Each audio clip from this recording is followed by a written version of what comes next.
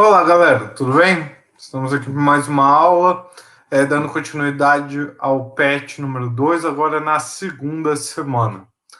A temática dessa semana número 2 do PET do nono ano ainda é a mesma da semana passada, que é a questão indígena no Brasil, de 1889 até 1964.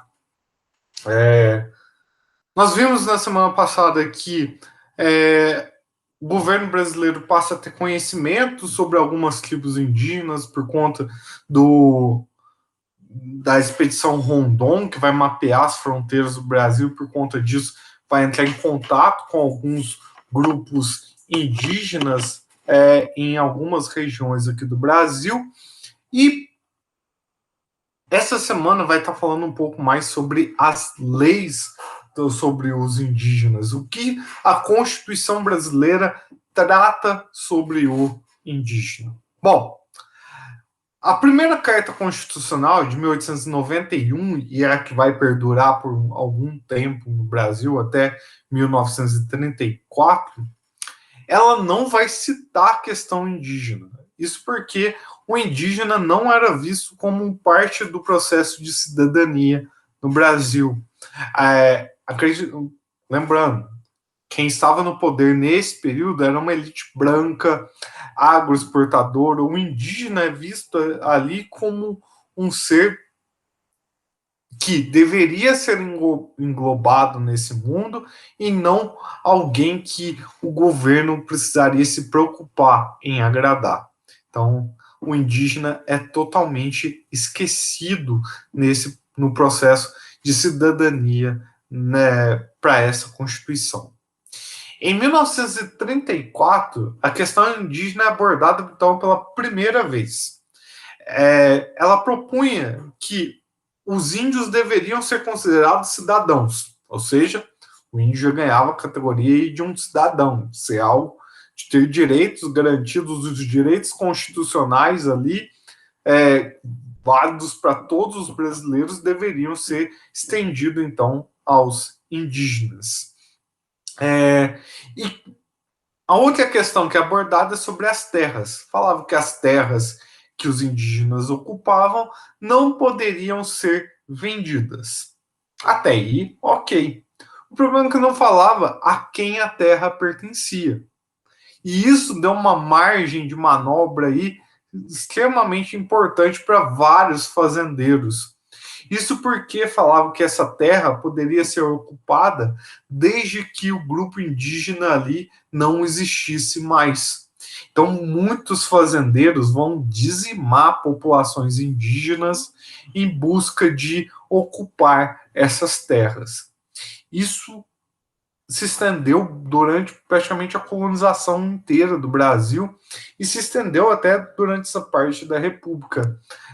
A região aqui de Muzambinho, por exemplo, tem vários relatos de agrupamentos indígenas que foram atacados na época. A região de Guaranésia também tem muitos desses relatos. Por exemplo, o meu bisavô era de uma tribo indígena, meu avô também, e o meu bisavô foi morto, o meu avô foi adotado por uma família, tudo mais, por conta disso, por ter sido um sobrevivente desse ataque a essas tribos. Isso porque não havia nada regularizado na Constituição sobre a posse dessas terras. E o que vai ser uma coisa assim, extremamente prejudicial para o indígena desse período.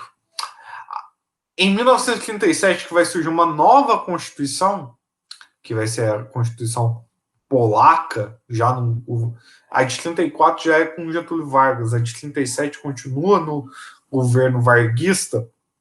Ela não vai alterar nada na situação do indígena. E a Constituição que se seguiu a polaca também não vai abordar nada da questão indígena aqui no Brasil. Ou seja, essa perseguição indígena, a garantia de uma não posse de terra aos indígenas, perdurou aí até a Constituição da ditadura militar. Ela só foi resolvida, então, aí, quando a questão das reservas indígenas foram adicionadas, então, ao texto constitucional. E cria-se ali a reserva, a questão da posse das terras indígenas aos indígenas, a preservação dos agrupamentos indígenas em determinadas terras, outros acabam sendo deslocados, por exemplo, tem uma reserva indígena aqui na região de Caldas, fica para cá, que é isso, houve um deslocamento. Essa tribo indígena, originalmente, ela estava locada no norte de Minas, mas por conta da exploração de vários fazendeiros, ela foi deslocada para uma região onde não afetaria nada abrir uma reserva indígena na região. Entretanto, a Constituição da ditadura militar não falava nada sobre a preservação da cultura indígena. Esperava-se que o indígena se enquadrasse nos moldes de vida da população brasileira. Isso ainda é um espelho do que tinha acontecido lá com Getúlio Vargas. Lembra que eu falei que Vargas tinha como um dos seus projetos a criação de uma identidade nacional? Pois bem, essa questão da identidade nacional visava criar um brasileiro uniforme, que rejeitasse ali as diferenças regionais, as diferenças raciais, as diferenças étnicas. Então, essa Constituição da ditadura militar pensava que o indígena tinha que se enquadrar ao modo de vida dos brasileiros normais, está dentro, então, de uma aculturação ali para viver no Brasil. Essa questão só vai ser resolvida com a redemocratização do Brasil e a nova Constituição, então, que é a Constituição de 1988, que é essa que a gente tem em vigor até os dias de hoje.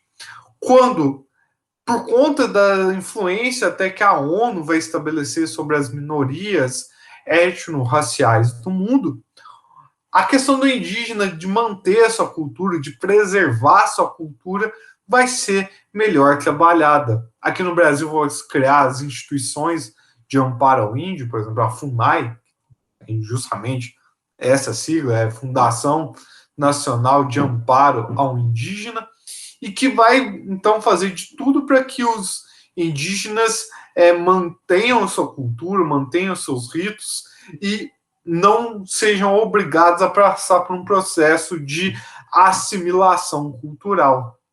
Inclusive, é nesse período que se cria a educação para indígenas.